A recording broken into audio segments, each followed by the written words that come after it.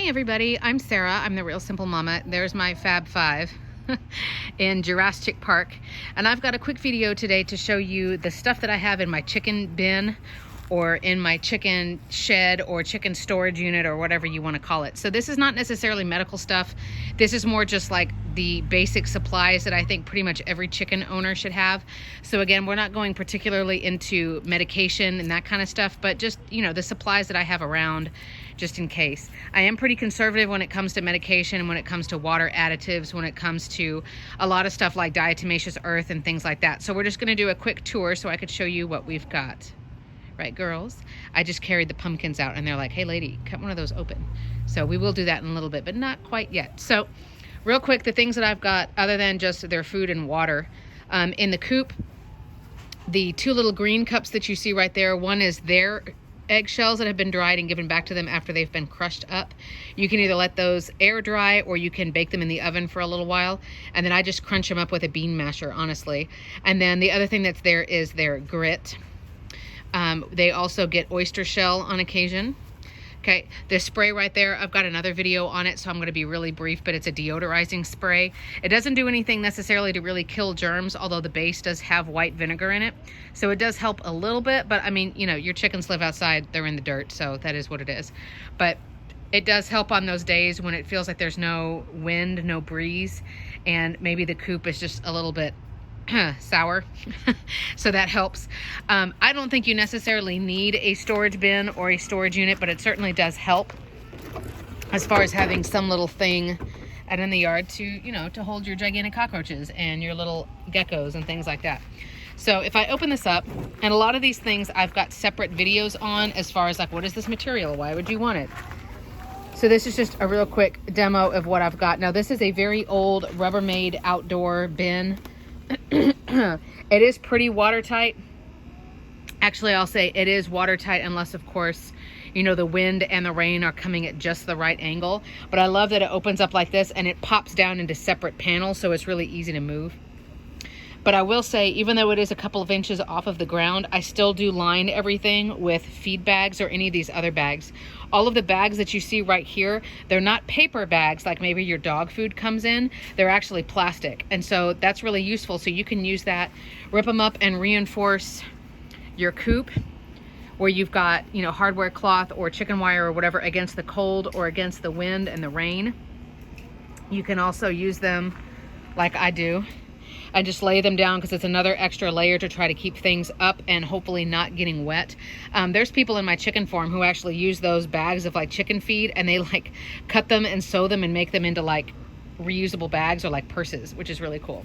I recently got this bin, and it is a bin obviously for their food, not only so that it doesn't go stale, but because I don't want other animals being able to smell it and get in there.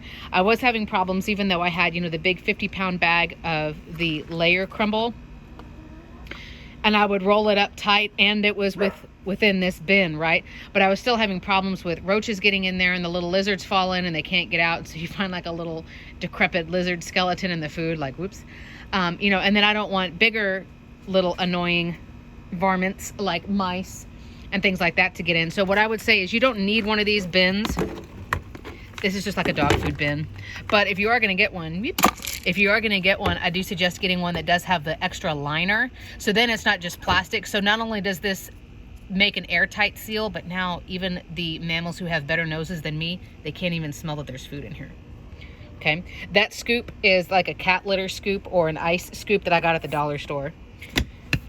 Okay, but that fits perfectly in here. The other stuff that I've got in here is, and again, you know, I'm not big on brands. I'm not big on, you need to go buy this. So I'm pretty minimalistic. So I'm just going to go through real quick. If you've got questions on what is that or what do you use that for, drop them in the comments. But do know that some of these things, like this is PDZ. Some of these things, I do have a separate video just on that one thing. Like this is what I have. This is what it is.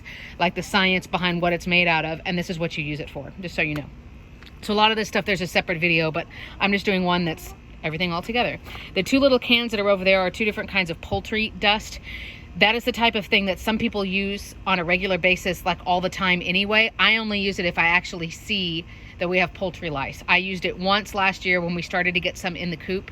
Usually for me, I notice that right when the seasons change, so when you're going from summer into fall and the temperatures drop, or when you're going from winter into spring and the temperatures rise, you know, when you see your entire population of bugs in your yard totally changes, that's when you might want to use poultry dust. And it is a dust for poultry lice that you can, it's a very, very fine powder, and you could put it on your birds. You put it anywhere that they hang out. So like in the nesting boxes, in their dust bath, things like that. I don't like using it just as a preventative. I think it's unnecessary. And for all of these things, like for that and for diatomaceous earth, you have to remember that chickens' respiratory systems are super, super, super sensitive. So them breathing in stuff like that, if it's not necessary, if you don't have like a confirmed, you know, disease or pest that you're trying to get rid of. Like I said, I'm minimalistic. My chickens live outside. You know, they poop on the ground and then they dig around and they eat rocks and stuff. So, you know, it's not like you can keep everything super sanitary and perfect.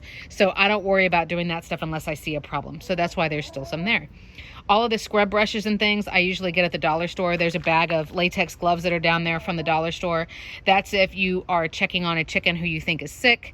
That's for if you've got molting birds and you've got to grab all of the nasty feathers. Just dollar store pack of like 10 gloves. This is the grit, which is crushed up granite, and chickens will eat it as they need it, because that's used for helping to grind up the food once it gets down to their gizzard. They don't have spit and they don't have stomach acid, so, and they don't have teeth, right? So all of those mechanical things that we use to break down our food, they don't have that. So they literally have grit, and it helps churn up the food and break it down. So that is something that you want. You do want oyster shell, but I'm out of it right now because I'm a terrible person. Treats, the most important thing. These are fly grubs. My girls love them. We're getting low. But these are, it's dried black soldier fly larvae. I've done a video on fly grubs. My girls love them. I like them better than mealworms. But mealworms or black oil sunflower seeds are the next best thing. But again, like everything else, make sure it's in a box and then it's in a bag and it's sealed, and you've got multiple ways to keep things out of it. There is my diatomaceous earth. A little extra pan that I use if I'm giving them, you know, feather fixer or an extra supplement. More brushes. The other thing that's in there, that is the apple cider vinegar, but this is the crappy brand. I do have Dr. Bronner's, which is the really good, the raw unfiltered apple cider vinegar. I do still think that it's a good additive for their water. Like I said, I've done a separate video on that, but in my opinion, it's not something you want to give them all the time. Like in every single water change that you do, it can start to weaken their eggshells and a couple of other things. So it's good to have, but certainly not every single time you do water. PDZ is what you're going to want to use, to be honest, anywhere inside the coop that you're cleaning chicken poop. So if you have a coop kit and you are, you know, you've got like a tray underneath the roosts where they poop at night, you want to put PDZ down. It doesn't have to be solid PDZ, because as I turn around, there was a little spy right there watching me. This entire zone right here, there is a huge area under their roosts where I have to clean poop. I'm not filling that up with just PDZ, because that stuff is 15 bucks a bag. Yes, there they are again. They spotted me. What? What do you want? Go back to work. Go do chicken stuff. Freeloaders. So I'm not filling that entire thing with PDZ. As I show you in there real quick. Oh, there's a lacy bird. So that is just cheap dirt and cheap sand. And then I sprinkle PDZ on the top. You will find it in the equine section of places like Tractor Supply or wherever you go and get your chicken food. They should have it. It's called PDZ, but it's basically like horse litter instead of cat litter. And what it does is it clumps, so it's easier to use like a cat litter scoop to clean poop out, and it also helps with the smell. So it's just nice to have, but you don't have to use just that. Mix it in with, you know, the sand or dirt wherever you're cleaning chicken poop, and don't bother putting it outside, because as soon as it gets wet from rain or whatever, it's going to clump up and be kind of gross. So use that in the indoor spaces. Pine is what you want to use for in your nesting boxes, or any other spaces that you've got for your chickens. Do not use cedar. Cedar has, again, we're talking about sensitivity to respiratory issues. Cedar has, I don't know what you would call it, like not a residue is not the right, but the dust from the cedar is really bad for your chickens. And especially if they're in like a nesting box, which is a more confined space, you don't want to be dealing with that. So pine is the best. You can also use hay, but if you're going to use hay, then it needs to be shorter pieces. You know, I've read horror stories of chickens getting impacted crops because they eat the long pieces of hay and it just gets wound up like you jammed your disposal, except that happens, you know, in their digestive system. So you don't want that. So pine, that whole thing is 15 bucks. I don't think I've bought one since, I mean, maybe 6 or 8 months ago. I can't remember the last time I bought it. So it lasts forever. I think it was less than that. Actually, it was $10 or $12. So it'll last you forever. And the other nice thing about the stuff that you're using in your nesting boxes, you only have to change it out if it's gotten really, really filthy. Like if somebody had a soft shell egg that went, you know, or whatever. But otherwise, you're not having to clean that out every day. So the grit is to help them grind up in their digestive system. The oyster shell is calcium. So it's calcium, just like you giving them their eggshells. I kind of go back and forth. My girls have been molting, so we haven't been getting eggs, so I do need to supplement with, I need to give them some oyster shell. But again, those bags are like $8 or $10, and you're only giving it to them as needed. It's kind of like you just fill it up, and you know, as you need to fill it, you do that. The other things that I have in here, and I'll be talking more about medication in another video. I'm going to do a midnight edition of chicken chores to show you what I do when I come out here late at night and do a medical check on my birds. But I do have the rest of my medication out here. It's Ivermax. You just want to be careful if it gets really hot or really cold. There are some things like vitamin supplements, rooster booster, medications, things like that. If it's getting really hot or really cold, you need to get them inside. Don't leave them out here. So that was just a quick tour of the stuff that's in here. So lots of stuff I get from the dollar store. You know, all of the scoops, the cat litter scoop that I use to clean out poop, the gloves, the bottles, actually, the squirt bottles, sorry for the plane. The squirt bottles that I use to make my deodorizing spray, or if you make, you know, a Coop cleaning spray that's white vinegar and water, or if you make a wasp killer spray that's right there. The clips that I use on my trash can are from the dollar store. So, and no, look at this spy. You are such a brat. So in no way do I feel like you need to buy all of these things and you need to buy name brand and you need to get the most expensive, organic, ridiculous, insane. No. But those are just the general supplies that I have on hand at all times.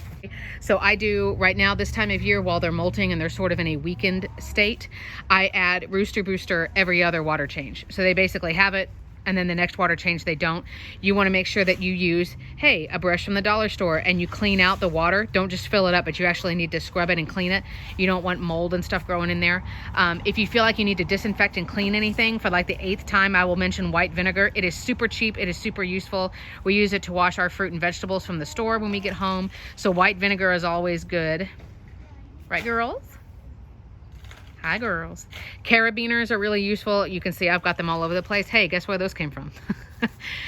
But the only other things that I would suggest, oh, the mirrors are from the dollar store too. But, you know, just have different scoops on hand, have different tools. The last thing I'll suggest, and it's coming in my next video, is a headlamp. And I will model it for you so you guys can all laugh, and I will embarrass myself on the internet because I love you all so much. But a headlamp is essentially it's a light, like a flashlight, that you strap onto your head, and it has different brightnesses and things like that. But that tool has been insanely useful for checking chickens at night, as well as, I mean, going and working on your car, or I mean, doing anything. The headlamp is awesome. They are not expensive. We got one at Lowe's for like between $5 and $8, I think, and it has been like one of the most useful tools that we've ever gotten. So those are all of the little funny things that you should have in your literal chicken toolkit.